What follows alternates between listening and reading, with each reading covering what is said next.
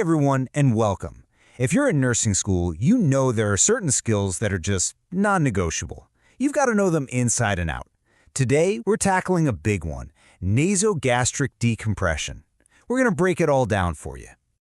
So, are you ready to take what you've learned in the textbook and actually apply it with confidence? I mean, really apply it. That's what this is all about. We're going to walk through every single step so you can show up to your clinicals feeling prepared and, ready to be that amazing nurse you're training to be. Look, our whole goal here is to help you crush it in nursing school. So if this helps you out, do us a quick favor. Hit that like button, share it with a classmate, and definitely subscribe so you don't miss out on the next one. It really helps us out. All right, here's our game plan. We're going to go through this just like you would in a real hospital setting. We'll start with the why and who, get into prepping for success, walk through the actual procedure, hit a super important safety check, and then wrap up with aftercare and charting. Simple as that. Okay, first things first, the why and who. I know it's tempting to jump right to the how, but trust me, understanding why you're doing something and who can do it, that's the absolute foundation for being a safe, smart nurse.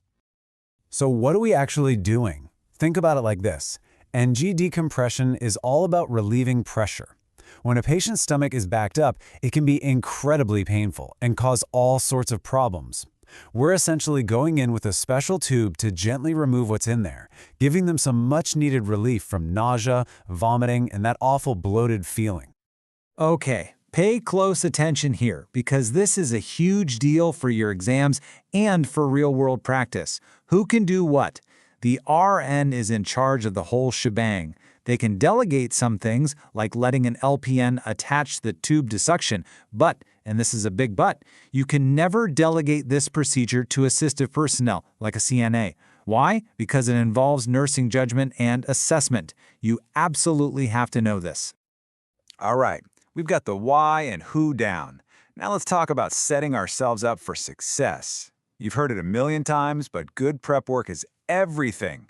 It's what separates a smooth, safe procedure from a chaotic mess. This is where you get everything in order before you even see the patient. Think of this as your pre-flight safety check. It should be automatic. Number 1, allergies. The last thing you want is to cause a reaction with something like latex. Number 2, 2 patient identifiers, name and date of birth every single time. And 3, standard precautions. Protect yourself, protect your patient. Non-negotiable. Time to gather your gear. You've got your usual suspects, gloves and PPE, a big ol' 60 ml syringe, and your suction setup. But I want you to zero in on one thing here, the pH paper. This little strip of paper, it's your best friend for this procedure. It's how you're going to make sure that tube is exactly where it needs to be. We'll get to that in a sec. And here we go. It's time for the main event. You've done the prep, you know the why, now let's get into the how. We're going to break the actual procedure down into 5 key phases to make it super manageable. If you look at this flow, it's basically the nursing process in action, right? You review and prepare, that's your assessment, then you interact with the client, get your safety stuff in order, and then the big one, confirming that initial placement from the X-ray report. Only then do you connect all your equipment. It's a logical flow, one step at a time. I love this quote because it's so true. It's easy to get caught up in the technical steps, but please never forget there's a human being on the other end of that tube. Taking a minute to explain what's happening, that's not just being nice. It reduces their anxiety, builds trust, and honestly, it's just good nursing. Okay, everybody, deep breath. We are now at what is, without a doubt, the most critical part of this whole skill. Yes, the X-ray gave you the initial green light, but things can move. So before you flip that suction switch, you must verify that placement again at the bedside.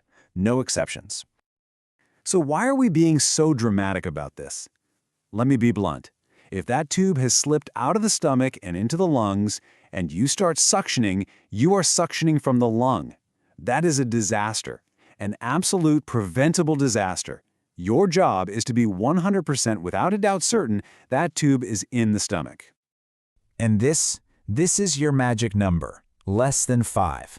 The stomach is basically a bag of acid, right? So if you pull back stomach contents, the pH should be super acidic, less than 5.0. That's your proof. That's what you're looking for. So how do we get that number? It's actually really simple. 2 steps. First, you take your syringe and gently aspirate. Just pull back a little bit of fluid from the tube. Then, you just dab a drop of that fluid onto your pH paper. Watch the color change, match it to the chart, and if you see that beautiful acidic reading under 5, you are good to go. All right, you've confirmed placement, you've started the suction, but you're not done yet. The job isn't finished until the patient is safe and everything is documented. Let's talk about how to finish strong. Before you walk out of that room, run through this mental checklist. It seems like basic stuff, but it's so important. Is the call light where they can reach it? Is the bed in the lowest position? Brakes locked? Do they have their phone or water nearby? These little things are what prevent falls and make a patient feel safe and looked after. Now, what happens when things go sideways? What if your patient starts coughing or complaining of pain? That's a red flag. It could mean the tube is blocked or is moved. You need to jump on that and assess it right away. Also, remember, you're pulling out a lot of fluid and electrolytes, so you have to be watching them closely for signs of dehydration. You know the saying, if it wasn't charted, it wasn't done. Your documentation has to be on point. What kind of suction did you use? What was that pH reading? How much stuff did you get out? And, just as important, how did the patient handle it all? This tells the whole story for the next person. And this is exactly why it matters so much.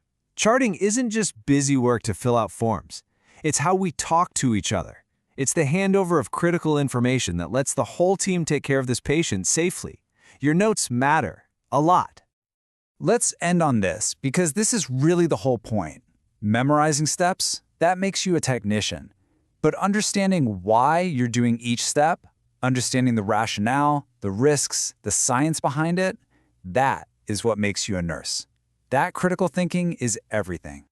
And there you have it, nasogastric decompression from start to finish. I really hope that helped break it down for you. If it did, please hit that like button, share it with your study group, and subscribe so we can keep making more of these for you.